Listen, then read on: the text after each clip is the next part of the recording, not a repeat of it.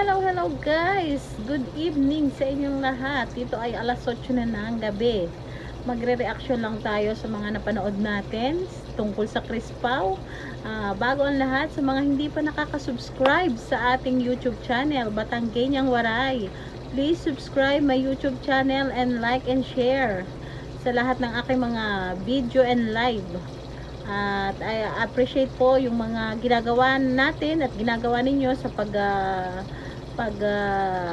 like ng aking mga video, mga live, yung mga solid Batanggenyang Waray ko. Thank you sa lahat. At yon, dadako tayo sa ating mga reaction sa mga sa Chris Pao na napapanood natin sa paglalayag nila ng tatlong araw sa barko. 16, 17, 18. Tatlong araw, 2 gabi at 3 araw. Sa barko na napaka-sweet naman talaga ng grabe. Grabe ang sweet ng Chris Pao. Alam ko lahat kayo masaya. Lahat kayo natutuwa sa mga ninyo. Alam ko mga reaksyon nyo. Alam ko yung inyong mga nasa sa loob. Kaya happy tayong lahat kasi napaka nung biyahe nila, napakasaya, napaka sweet ng overload talaga ang sweet ng Chris Pao. Yan. Alam ko naman yung masaya kayo lahat ng mga solid Chris Pao dyan sa atin. Ngayon nasa Manila na sila at ngayon pasensya na sa mga nag-aantay ng live ko kasi hindi talaga ako makakapag-live gawa ng nandito kami sa bakasyon ng aking mga amo. Wala akong space para makapag-live lagi, gabi-gabi. Hindi katulad pag kami nasa bahay. At saka alam nyo ba, tingnan nyo ang kamay ko, ang ganda ba? Ang ganda ba siya? Pinalagyan ako kagabi ng amo ko at isa pa, may bad news ako na nasira yung CP ko kahapon. Talagang kulang na kulang ang araw ko kasi nanonood ako ng Chris Pao nung nasira cellphone ko. Hindi, natawag ako sa Team Ube. Kaya nung nahulog, yun. Nahulog ang cellphone ko sa sa tubig. Tapos hindi siya gumana maghapon hanggang ngayon. Tapos nakahiram ako dun sa panonood ako ng Chris Pao na nanghiram ako dun sa kasama ko na gusto ko kasi ituloy yung panonood ko sa Chris Pao. Yung napaka bad news talaga kahapon. Bad trip ako. Kulang na kulang yung araw ko talaga kahapon. Nakasimangot ako. Ewan ko ba. Ganun na nangyari talaga sa akin kahapon. And then, yun, pinagawa namin yung cellphone ko. Hindi ko alam kung magagawa daw. Tapos, binalik kagabi. Tapos ngayon, pinababalik ulit na yun. Papagawa daw ulit. Sana nga maging okay. And then, yun, balik tayo sa yun lang nangyari sa akin, kaya ako umiiyak, na stress din ako. Syempre, yun lang ang kasiyahan ng isang OFW, yung merong kang mapaglibangan, tulad yung may cellphone ka, nanonood ka ng YouTube channel ng PB Team, yun lang ang nakakasaya sa ating mga OFW. Kaya yun, sana nga maging okay, at para ulit may cellphone ako kasi wala akong pambili. Tapos sana makauwi ako. Pagpe-pray nyo din ako na makauwi ako kasi hindi basta-basta ngayon, hindi madali ngayong umuwi gawa na yung nangyayari sa Iran at saka Israel at saka dito sa Saudi Arabia. Pero malayo naman kami dun sa mga gera.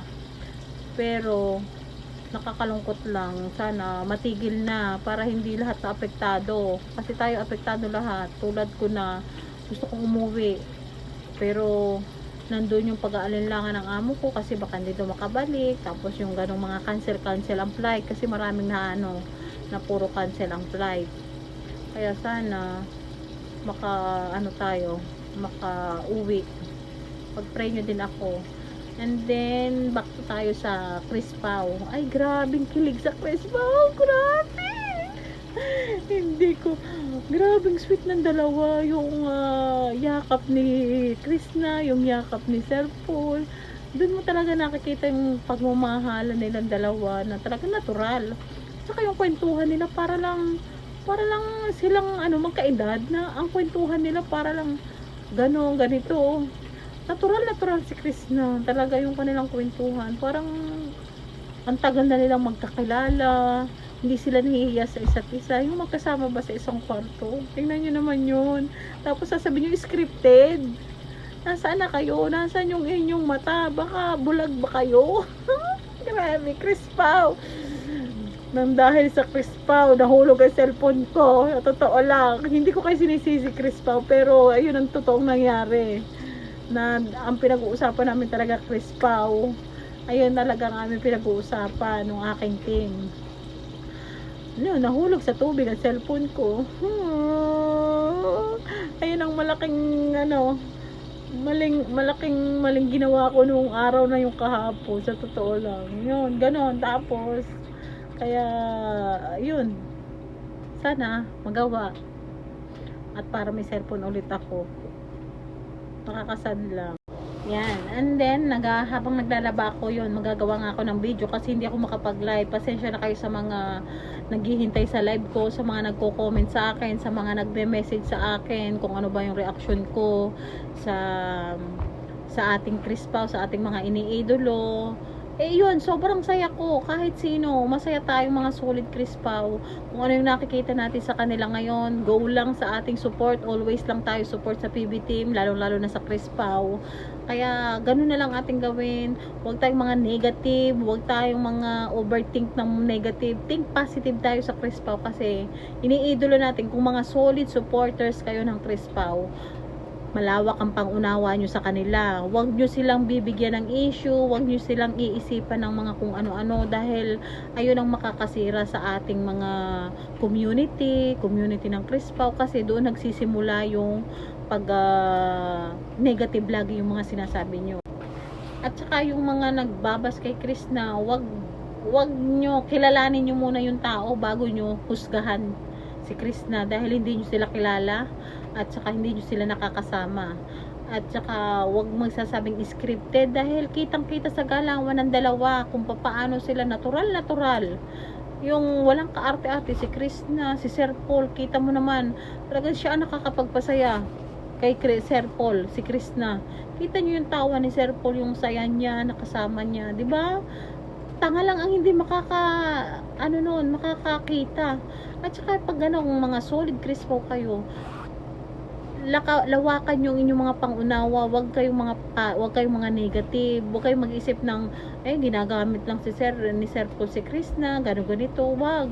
Dahil yan ang makakasira sa isang community. Kaya pangalagaan natin ang community ng PB team, community ng Chris Pao. Pangalagaan natin, magkaisa tayo na sumusuporta sa kanila. Dahil hindi natin alam yung mga basher. Oo, nandiyan yung mga basher, pero siyempre kumukuha lang sila ng mga ibabas sila sa dalawa nating iniidolo. Kaya wag na nating samahan pa ng negative, gawin nating positive lang. Think positive ba tayo? Huwag tayong mag-isip ng negative dahil hindi yan gagawin ni Sir Paul na para lang gamitin si Krishna, 'di ba? Hindi lang yan kailangang ipangalandakan yung kanyang sasabihin niya pa mamahal kay Krishna na hindi totoo yung sabi ng iba. Huwag nating isipin ganun dahil hindi yan iaano ni Sir Paul yung kanyang sa daming involved sa kanilang mga teleserye para lang gawan sasabihin prank. No, dahil iyan yung ginagawa ni Sir Paul talaga totoo na yan, real life na yan. Diba sabi nga nila wala nang teleserye at totoong buhay na to. Kita niyo naman sa galawan ng dalawa, diba?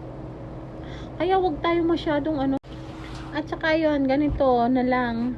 Hindi ako makakapag-live, pasensyahan nyo na ako. Hintayin na lang natin makauwi ako sa aming bahay.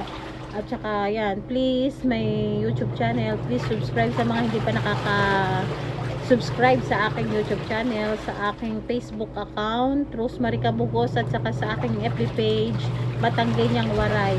At para lang, nakapag-reaction lang ako dito kasi madalian lang kasi merong hindi tayo makapag-live. Kaya waiting nyo ako.